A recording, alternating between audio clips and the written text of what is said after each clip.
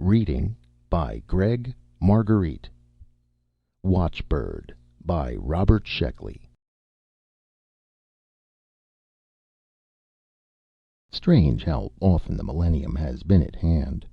The idea is peace on Earth, see, and the way to do it is by figuring out angles. When Gelsen entered, he saw that the rest of the Watchbird manufacturers were already present. There were 6 of them, not counting himself, and the room was blue with expensive cigar smoke. "Hi, Charlie," one of them called as he came in. The rest broke off conversation long enough to wave a casual greeting at him. As a Watchbird manufacturer, he was a member manufacturer of Salvation, he reminded himself wryly. Very exclusive. You must have a certified government contract if you want to save the human race. "The government representative isn't here yet," one of the men told him. "He's due any minute." "We're getting the green light," another said. "Fine." Gelsen found a chair near the door and looked around the room. It was like a convention or a Boy Scout rally. The 6 men made up for their lack of numbers by sheer volume.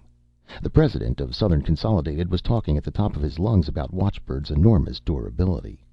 The 2 presidents he was talking at were grinning, nodding, one trying to interrupt with the results of a test he had run on Watchbird's resourcefulness, the other talking about the new recharging apparatus. The other 3 men were in their own little group, delivering what sounded like a panegyric to Watchbird. Gelsen noticed that all of them stood straight and tall, like the saviors they felt they were. He didn't find it funny. Up to a few days ago, he had felt that way himself. He had considered himself a pot-bellied, slightly balding saint. He sighed and lighted a cigarette. At the beginning of the project, he had been as enthusiastic as the others. He remembered saying to McIntyre, his chief engineer, "Mac, a new day is coming. Watchbird is the answer." And McIntyre had nodded very profoundly. Another Watchbird convert. How wonderful it had seemed then. A simple, reliable answer to one of mankind's greatest problems, all wrapped and packaged in a pound of incorruptible metal, crystal, and plastics. Perhaps that was the very reason he was doubting it now. Gelsen suspected that you don't solve human problems so easily. There had to be a catch somewhere. After all, murder was an old problem, and Watchbird too new a solution. "Gentlemen," they had been talking so heatedly that they hadn't noticed the government representative entering. Now the room became quiet at once. "Gentlemen," the plump government man said, "the President, with the consent of Congress, has acted to form a Watchbird division for every city and town in the country." The men burst into a spontaneous shout of triumph. They were going to have their chance to save the world after all, Gelsen thought, and worriedly asked himself what was wrong with that. He listened carefully as the government man outlined the distribution scheme. The country was to be divided into 7 areas, each to be supplied and serviced by one manufacturer. This meant monopoly, of course, but a necessary one. Like the telephone service, it was in the public's best interest. You couldn't have competition in Watchbird service. Watchbird was for everyone. "The President hopes," the representative continued, "that full Watchbird service will be installed in the shortest possible time. You will have top priorities on strategic metals, manpower, and so forth." "Speaking for myself," the president of Southern Consolidated said, "I expect to have the first batch of Watchbirds distributed within the week. Production is all set up." The rest of the men were equally ready. The factories had been prepared to roll out the Watchbirds for months now. The final standardized equipment had been agreed upon, and only the presidential go-ahead had been lacking. "Fine," the representative said. "If that's all, I think we can... Is there a question?" "Yes, sir," Gelsen said. "I want to know if the present model is the one we are going to manufacture." "Of course," the representative said. "It's the most advanced." "I have an objection." Gelsen stood up. His colleagues were glaring coldly at him. Obviously, he was delaying the advent of the Golden Age. "What is your objection?" the representative asked.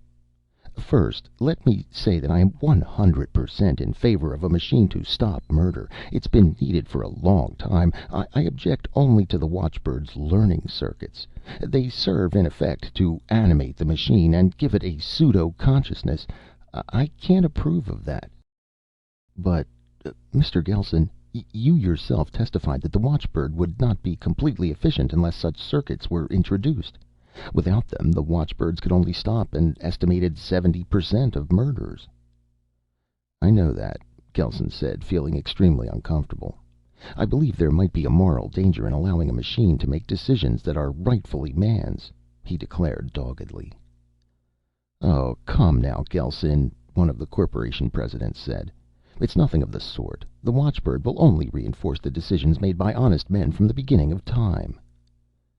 I think that is true, the representative agreed, but I can understand how Mr. Gelson feels. It is sad that we must put a human problem into the hands of a machine. Sadder still that we must have a machine enforce our laws. But I ask you to remember, Mr. Gelson, that there is no other possible way of stopping a murderer before he strikes. It would be unfair to the many innocent people killed every year if we were to restrict Watchbird on philosophical grounds. Don't you agree that I'm right? Yes, I suppose I do, Gelson said unhappily. He had told himself all that 1,000 times, but something still bothered him. Perhaps he would talk it over with McIntyre. As the conference broke up, a thought struck him. He grinned. A lot of policemen were going to be out of work. Now, what do you think of that? Officer Celtrix demanded. 15 years in homicide, and a machine is replacing me. He wiped a large red hand across his forehead and leaned against the captain's desk. Ain't science marvelous? 2 other policemen, late of homicide, nodded glumly. Don't worry about it, the captain said. We'll find a home for you in larceny, Celtrix. You'll like it there. I just can't get over it, Celtrix complained. A lousy little piece of tin and glass is going to solve all the crimes. Not quite, the captain said. The watchbirds are supposed to prevent the crimes before they happen. Then how will they be crimes? One of the policemen asked. I mean, they can't hang you for murder until you commit one, can they? That's not the idea, the captain said. The watchbirds are supposed to stop a man before he commits a murder. Then no one arrests him? Celtrix asked. I don't know how they're going to work that out, the captain admitted. The men were silent for a while. The captain yawned and examined his watch. The thing I don't understand, Celtrix said, still leaning on the captain's desk, is just how do they do it? How did it start, Captain? The captain studied Celtrix's face for possible irony. After all, Watchbird had been in the papers for months. But then he remembered that Celtrix, like his sidekicks, rarely bothered to turn past the sports pages. Well, the captain said, trying to remember what he had read in the Sunday supplements. These scientists were working on criminology. They were studying murderers to find out what made them tick. So they found that murderers throw out a different sort of brain wave from ordinary people. And their glands act funny, too. All this happens when they're about to commit a murder. So these scientists worked out a special machine to flash red or something when these brain waves turned on. Scientists, Celtrix said bitterly. Well, after the scientists had this machine, they didn't know what to do with it. It was too big to move around, and murderers didn't drop in often enough to make it flash. So they built it into a smaller unit and tried it out in a few police stations. I think they tried one upstate, but it didn't work so good. You couldn't get to the crime in time. That's why they built the watchbirds. I don't think they'll stop no criminals, one of the policemen insisted. They sure will. I read the results. They can smell him out before he commits a crime, and when they reach him, they give him a powerful shock or something. It'll stop him. You closing up homicide, Captain? Celtrix asked. Nope, the captain said. I'm leaving a skeleton crew in until we see how these birds do. Huh, Celtrix said. Skeleton crew. That's funny. Sure, the captain said. Anyhow, I'm going to leave some men on. It seems the birds don't stop all murderers. Why not? Some murderers don't have these brain waves, the captain answered, trying to remember what the newspaper article had said. Or their glands don't work or something. Which ones don't they stop? Celtrix asked with professional curiosity. I don't know, but I hear they got the damned things fixed, so they're going to stop all of them soon. How they working that? They learn. The watchbirds, I mean. Just like people. You kidding me? Nope. Well, Celtrix said, I think I'll just keep old Betsy oiled, just in case. You can't trust these scientists. Right. Birds, Celtrix scoffed. Over the town, the Watchbird soared in a long, lazy curve. Its aluminum hide glistened in the morning sun, and dots of light danced on its stiff wings. Silently it flew. Silently, but with all senses functioning. Built-in kinesthetics told the Watchbird where it was, and held it in a long search curve. Its eyes and ears operated as one unit, searching, seeking. And then something happened. The Watchbird's electronically fast reflexes picked up the edge of a sensation. A correlation center tested it, matched it with electrical and chemical data in its memory files. A relay tripped. Down the Watchbird spiraled, coming in on the increasingly strong sensation. It smelled the outpouring of certain glands, tasted a deviant brainwave. Fully alerted and armed, it spun and banked in the bright morning sunlight. Dinelli was so intent he didn't see the Watchbird coming. He had his gun poised, and his eyes pleaded with the big grocer. Don't come no closer. You lousy little punk, the grocer said, and took another step forward. Rob me, I'll break every bone in your puny body. The grocer, too stupid or too courageous to understand the threat of the gun, advanced on the little thief. All right, Dinelli said, in a thorough state of panic. All right, sucker, take...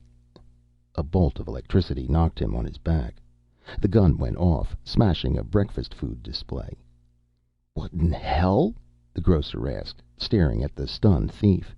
And then he saw a flash of silver wings. Well, I'm really damned. Those Watchbirds work. He stared until the wings disappeared in the sky. Then he telephoned the police. The Watchbird returned to his search curve. His thinking center correlated the new facts he had learned about murder. Several of these he hadn't known before. This new information was simultaneously flashed to all the other Watchbirds, and their information was flashed back to him. New information, methods, definitions were constantly passing between them. Now that the Watchbirds were rolling off the assembly line in a steady stream, Gelsen allowed himself to relax. A loud, contented hum filled his plant. Orders were being filled on time, with top priorities given to the biggest cities in his area, and working down to the smallest towns. All smooth, Chief, McIntyre said, coming in the door. He had just completed a routine inspection. Fine. Have a seat. The big engineer sat down and lighted a cigarette. We've been working on this for some time, Gelsen said, when he couldn't think of anything else. We sure have, McIntyre agreed. He leaned back and inhaled deeply. He had been one of the consulting engineers on the original Watchbird. That was 6 years back. He had been working for Gelsen ever since, and the men had become good friends. The thing I want to ask you was this. Gelsen paused. He couldn't think of how to phrase what he wanted. Instead, he asked, what do you think of the Watchbirds, Mac? Who, me? The engineer grinned nervously. He had been eating, drinking, and sleeping Watchbird ever since its inception. He had never found it necessary to have an attitude. Why, I think it's great. I don't mean that, Gelsen said. He realized that what he wanted was to have someone understand his point of view. I mean, do you figure there might be some danger in machine thinking? I don't think so, Chief. Why do you ask? Look, I'm no scientist or engineer. I've just handled cost and production and let you boys worry about how. But as a layman, Watchbird is starting to frighten me. No reason for that. I don't like the idea of the learning circuits. But why not? Then McIntyre grinned again. I know. You're like a lot of people, Chief. Afraid your machines are going to wake up and say, "What are we doing here? Let's go out and rule the world." Is that it? Maybe. Something like that, Gelsen admitted. No chance of it, McIntyre said. The watchbirds are complex, I'll admit, but an MIT calculator is a whole lot more complex. And it hasn't got consciousness. No, but the watchbirds can learn. Sure, so can all the new calculators. Do you think they'll team up with the watchbirds? Gelsen felt annoyed at McIntyre and even more annoyed at himself for being ridiculous. It's a fact that the watchbirds can put their learning into action. No one is monitoring them. So that's the trouble, McIntyre said. I've been thinking of getting out of Watchbird. Gelsen hadn't realized it until that moment. Look, Chief, McIntyre said, will you take an engineer's word on this? Let's hear it. The watchbirds are no more dangerous than an automobile, an IBM calculator, or a thermometer. They have no more consciousness or volition than those things. The watchbirds are built to respond to certain stimuli and carry out certain operations when they receive that stimuli. And the learning circuits? You have to have those, McIntyre said patiently, as though explaining the whole thing to a 10-year-old. The purpose of the watchbird is to frustrate all murder attempts, right? Well, only certain murderers give out these stimuli. In order to stop all of them, the watchbird has to search out new definitions of murder and correlate them with what it already knows. I think it's inhuman, Gelsen said. That's the best thing about it. The watchbirds are unemotional. Their reasoning is non-anthropomorphic. You can't bribe them or drug them. You shouldn't fear them either. The intercom on Gelsen's desk buzzed. He ignored it. I know all this, Gelsen said, but still, sometimes I feel like the man who invented dynamite. He thought it would only be used for blowing up tree stumps. You didn't invent Watchbird. I still feel morally responsible because I manufacture them. The intercom buzzed again, and Gelsen irritably punched a button. The reports are in on the first week of Watchbird operation, his secretary told him. How do they look? Wonderful, sir. Send them in 15 minutes. Gelsen switched the intercom off and turned back to McIntyre, who was cleaning his fingernails with a wooden match. Don't you think that this represents a trend in human thinking? The mechanical god, the electronic father? Chief, McIntyre said, I think you should study Watchbird more closely. Do you know what's built into the circuits? Only generally. First, there is a purpose, which is to stop living organisms from committing murder. 2. Murder may be defined as an act of violence consisting of breaking, mangling, maltreating, or otherwise stopping the functions of a living organism by a living organism. 3. Most murderers are detectable by certain chemical and electrical changes. McIntyre paused to light another cigarette. Those conditions take care of the routine functions. Then, for the learning circuits, there are 2 more conditions. 4. There are some living organisms who commit murder without the signs mentioned in 3. 5. These can be detected by data applicable to condition 2. I see, Gelsen said. You realize how foolproof it is? I suppose so. Gelsen hesitated a moment. I guess that's all. Right, the engineer said, and left. Gelsen thought for a few moments. There couldn't be anything wrong with the watchbirds. Send in the reports, he said into the intercom. High above the lighted buildings of the city, the watchbird soared. It was dark, but in the distance the watchbird could see another, and another beyond that, for this was a large city, to prevent murder. There was more to watch for now. New information had crossed the invisible network that connected all watchbirds. New data, new ways of detecting the violence of murder. There! The edge of sensation. 2 watchbirds dipped simultaneously. One had received the scent a fraction of a second before the other. He continued down while the other resumed monitoring. Condition 4. There are some living organisms who commit murder without the signs mentioned in condition 3.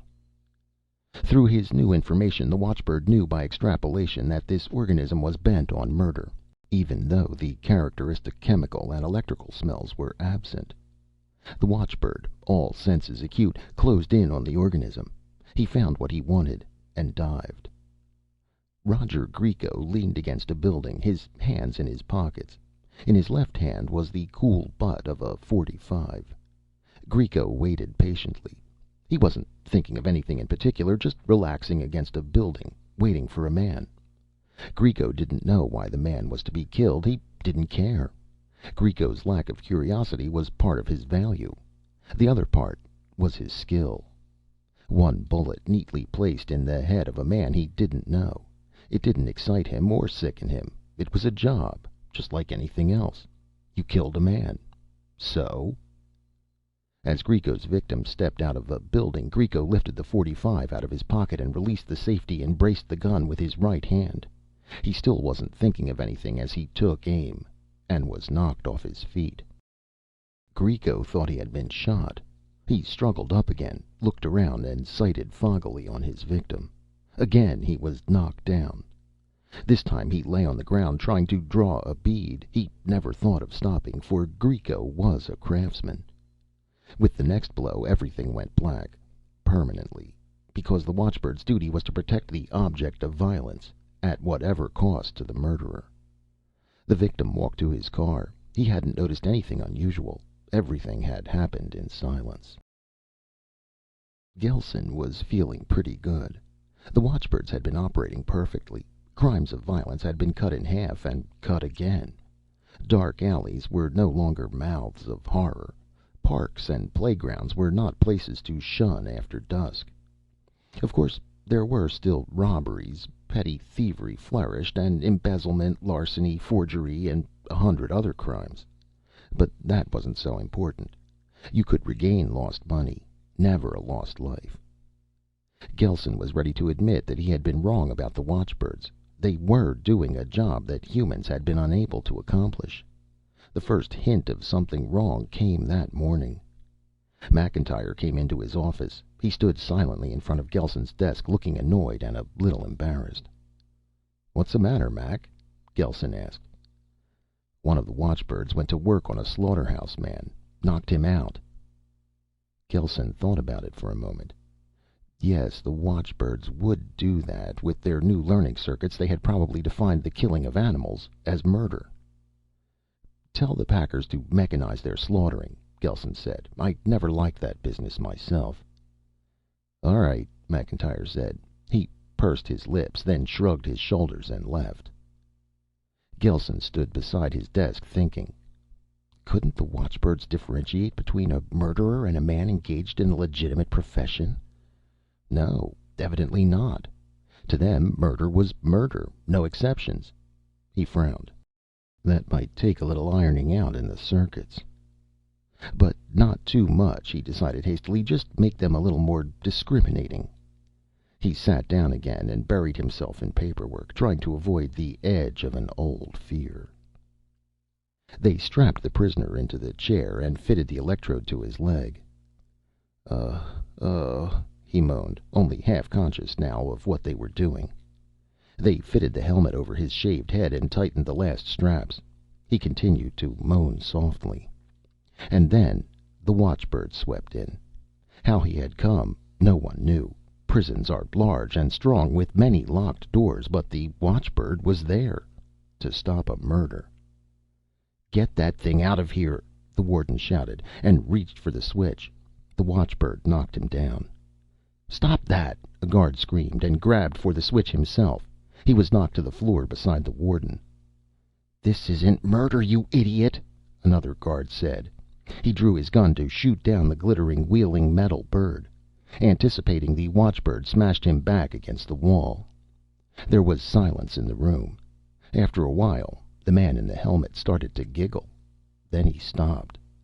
The watchbird stood on guard, fluttering in mid-air, making sure no murder was done. New data flashed along the watchbird network. Unmonitored, independent, the thousands of watchbirds received and acted upon it. The breaking, mangling, or otherwise stopping the functions of a living organism by a living organism. new acts to stop. "Damn you, get going!" Farmer Ollister shouted and raised his whip again. The horse balked, and the wagon rattled and shook as he edged sideways. "You lousy hunk of pig meal, get going!" the farmer yelled, and he raised the whip again. It never fell. An alert watchbird, sensing violence, had knocked him out of his seat.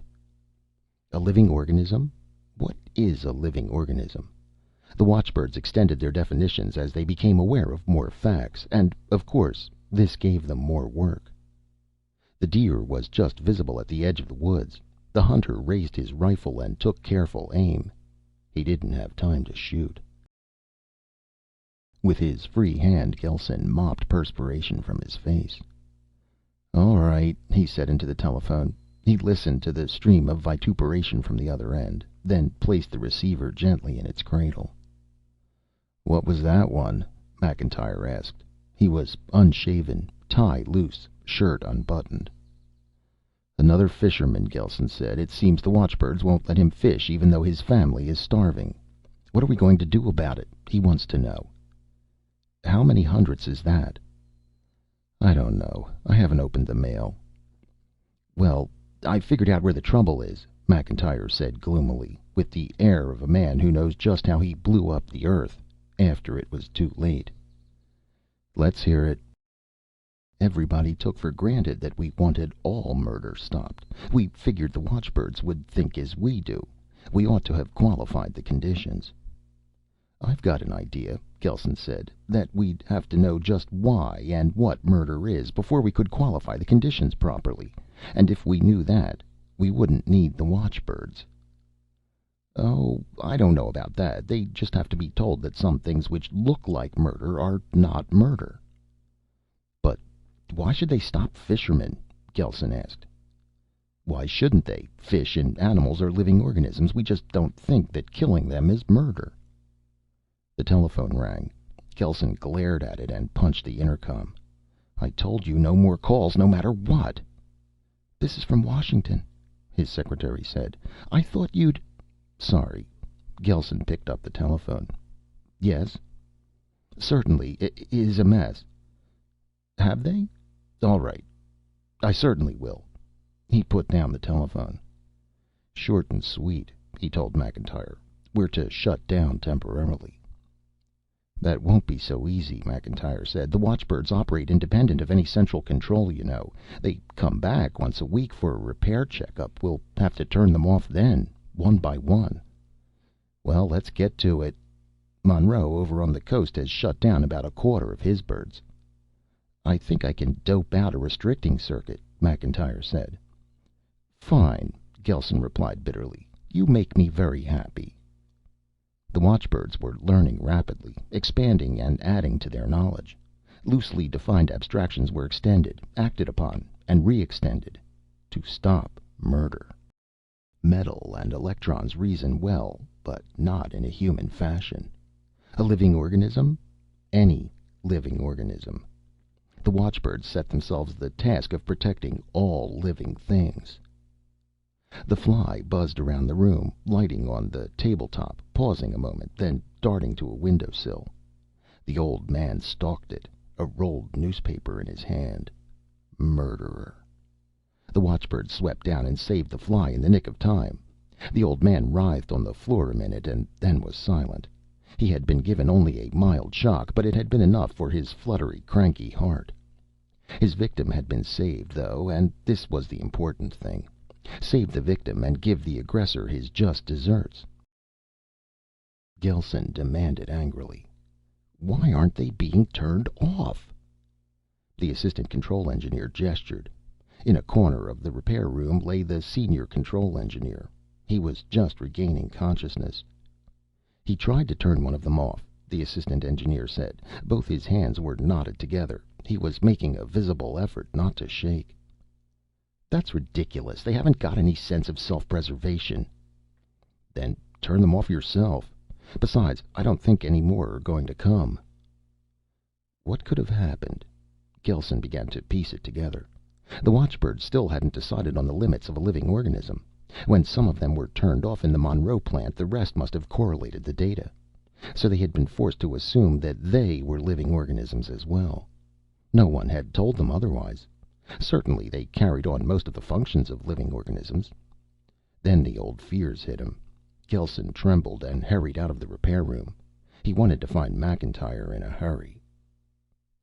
The nurse handed the surgeon the sponge. "Scalpel." She placed it in his hand. He started to make the first incision, and then he was aware of a disturbance. "Who let that thing in?" "I don't know," the nurse said, her voice muffled by the mask.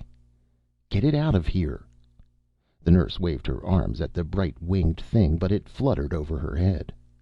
The surgeon proceeded with the incision, as long as he was able. The watchbird drove him away and stood guard.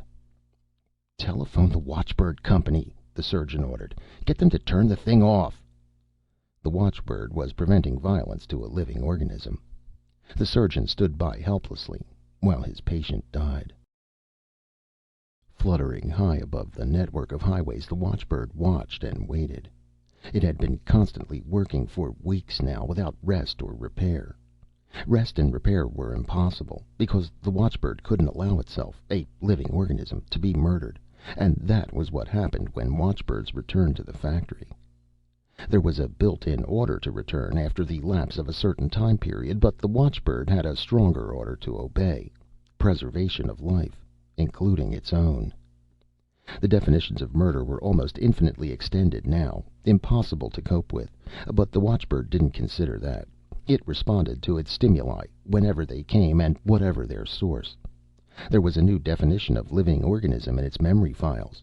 It had come as a result of the watchbird discovery that watchbirds were living organisms, and it had enormous ramifications. The stimuli came. For the 100th time that day, the bird wheeled and banked, dropping swiftly down to stop murder. Jackson yawned and pulled his car to a shoulder of the road. He didn't notice the glittering dot in the sky. There was no reason for him to. Jackson wasn't contemplating murder by any human definition. This was a good spot for a nap, he decided. He had been driving for 7 straight hours, and his eyes were starting to fog. He reached out to turn off the ignition key, and was knocked back against the side of the car. "What in hell's wrong with you?" he asked indignantly. "All I want to do is—" He reached for the key again, and again he was smacked back. Jackson knew better than to try a third time. He had been listening to the radio, and he knew what the watchbirds did to stubborn violators. "You mechanical jerk," he said to the waiting metal bird. "A car's not alive. I'm not trying to kill it." But the watchbird only knew that a certain operation resulted in stopping an organism. The car was certainly a functioning organism. Wasn't it of metal, as were the watchbirds? Didn't it run?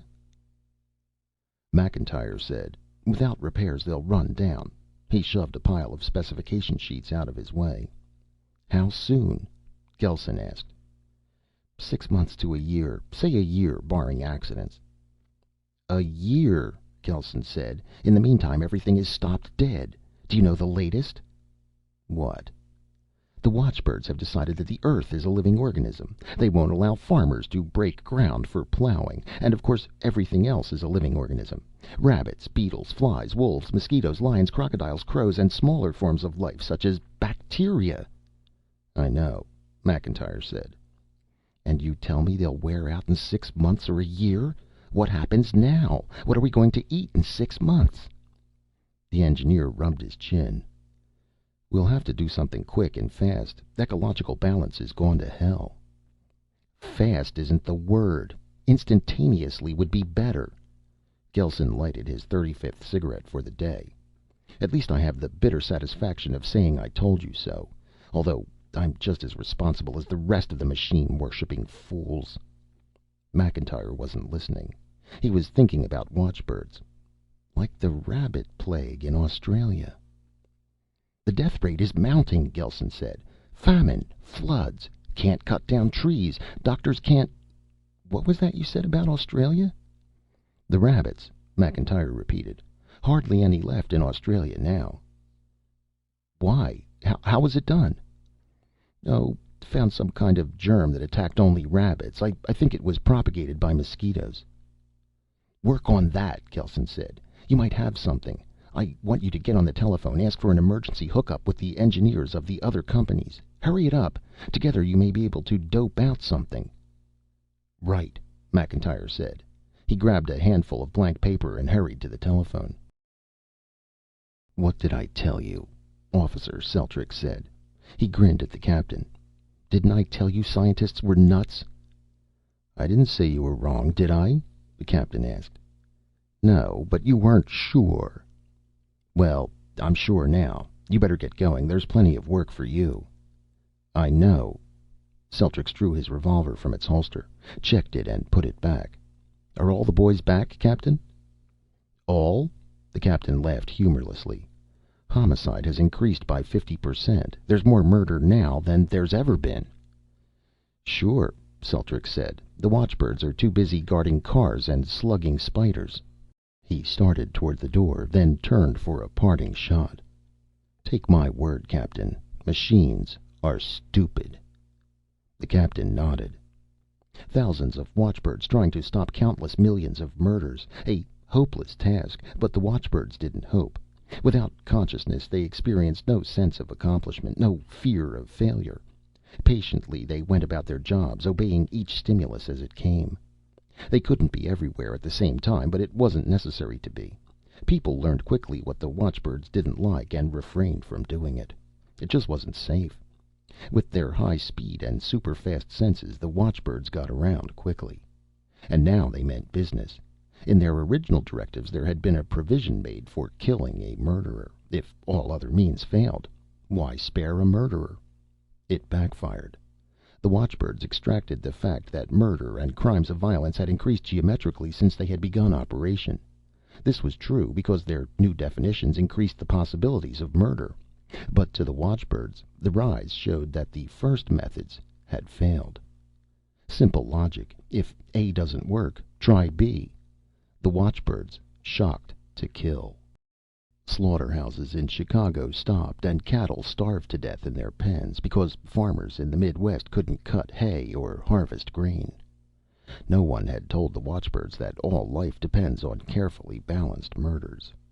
Starvation didn't concern the watchbirds, since it was an act of omission.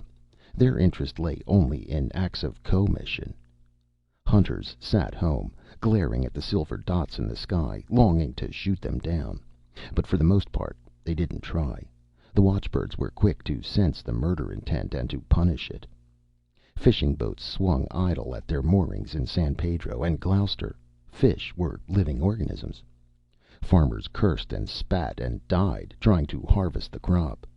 Grain was alive and thus worthy of protection. Potatoes were as important to the watchbirds as any other living organism. The death of a blade of grass was equal to the assassination of a president, to the watchbirds. And of course, certain machines were living. This followed, since the watchbirds were machines and living. God help you if you maltreated your radio. Turning it off meant killing it. Obviously, its voice was silenced. The red glow of its tubes faded. It grew cold. The watchbirds tried to guard their other charges. Wolves were slaughtered trying to kill rabbits. Rabbits were electrocuted trying to eat vegetables. Creepers were burned out in the act of strangling trees. A butterfly was executed, caught in the act of outraging a rose. This control was spasmodic because of the fewness of the watchbirds. 1 billion watchbirds couldn't have carried out the ambitious project set by the thousands. The effect was of a murderous force, 10,000 bolts of irrational lightning raging around the country, striking 1,000 times a day. Lightning which anticipated your moves and punished your intentions. "Gentlemen, please," the government representative begged. "We must hurry." The 7 manufacturers stopped talking. "Before we begin this meeting formally," the president of Monroe said, "I want to say something. We do not feel ourselves responsible for this unhappy state of affairs. It was a government project. The government must accept the responsibility, both moral and financial." Gelsen shrugged his shoulders. It was hard to believe that these men just a few weeks ago had been willing to accept the glory of saving the world. Now they wanted to shrug off the responsibility when the salvation went amiss. "I'm positive that that need not concern us now," the representative assured him. "We must hurry. You engineers have done an excellent job. I am proud of the cooperation you have shown in this emergency. You are hereby empowered to put the outlined plan into action." "Wait a minute," Gelsen said. "There is no time." "The plan's no good." "Don't you think it will work?" "Of course it will work, but I'm afraid the cure will be worse than the disease." The manufacturers looked as though they would have enjoyed throttling Gelsen. He didn't hesitate. "Haven't we learned yet?" he asked. "Don't you see that you can't cure human problems by mechanization?" "Mr. Gelsen," the president of Monroe said, "I would enjoy hearing you philosophize, but unfortunately people are being killed, crops are being ruined. There is famine in some sections of the country already. The watchbirds must be stopped at once." "Murder must be stopped, too. I remember all of us agreeing upon that. But this is not the way." "What would you suggest?" the representative asked. Gelsen took a deep breath. What he was about to say took all the courage he had. "Let the watchbirds run down by themselves," Gelsen suggested. There was a near riot. The government representative broke it up. "Let's take our lesson," Gelsen urged. "Admit that we were wrong trying to cure human problems by mechanical means. Start again. Use machines, yes, but not as judges and teachers and fathers." "Ridiculous," the representative said coldly. "Mr. Gelsen, you are overwrought. I suggest you control yourself." He cleared his throat. "All of you are ordered by the President to carry out the plan you have submitted." He looked sharply at Gelsen. "Not to do so will be treason." "I'll cooperate to the best of my ability," Gelsen said. "Good. Those assembly lines must be rolling within the week." Gelsen walked out of the room alone. Now he was confused again. Had he been right, or was he just another visionary? Certainly he hadn't explained himself with much clarity. Did he know what he meant? Gelsen cursed under his breath. He wondered why he couldn't ever be sure of anything. Weren't there any values he could hold on to? He hurried to the airport and to his plant. The Watchbird was operating erratically now. Many of its delicate parts were out of line, worn by almost continuous operation, but gallantly it responded when the stimuli came. A spider was attacking a fly. The Watchbird swooped down to the rescue.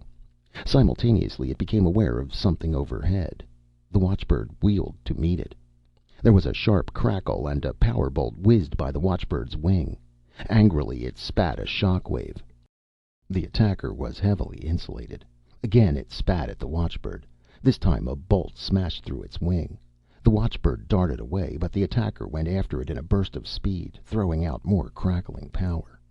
The Watchbird fell, but managed to send out its message.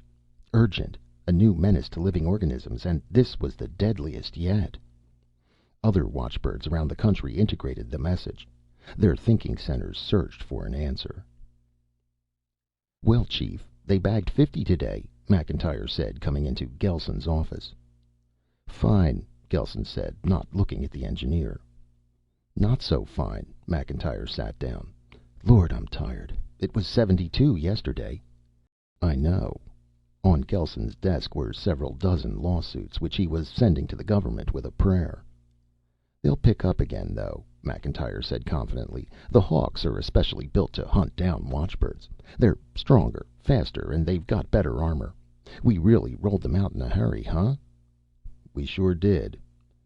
"The watchbirds are pretty good, too," McIntyre had to admit. "They're learning to take cover. They're trying a lot of stunts, you know. Each one that goes down tells the others something." Gelsen didn't answer. "But anything the watchbirds can do, the Hawks can do better," McIntyre said cheerfully. "The Hawks have special learning circuits for hunting. They're more flexible than the watchbirds. They learn faster." Gelsen gloomily stood up, stretched, and walked to the window. The sky was blank. Looking out, he realized that his uncertainties were over. Right or wrong, he had made up his mind.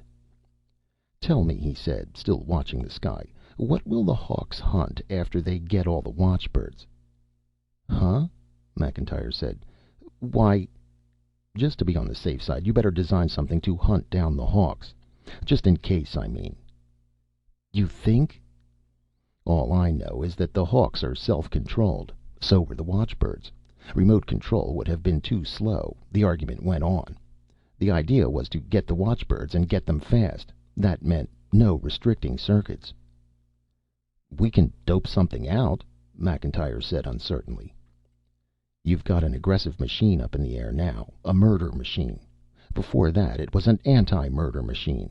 Your next gadget will have to be even more self-sufficient, won't it?" McIntyre didn't answer. "I don't hold you responsible," Gelsen said. "It's me. It's everyone." In the air outside was a swift moving dot. "That's what comes," said Gelsen, "of giving a machine the job that was our own responsibility." Overhead, a hawk was zeroing in on a watchbird. The armored murder machine had learned a lot in a few days. Its sole function was to kill. At present it was impelled toward a certain type of living organism, metallic, like itself. But the hawk had just discovered that there were other types of living organisms, too, which had to be murdered.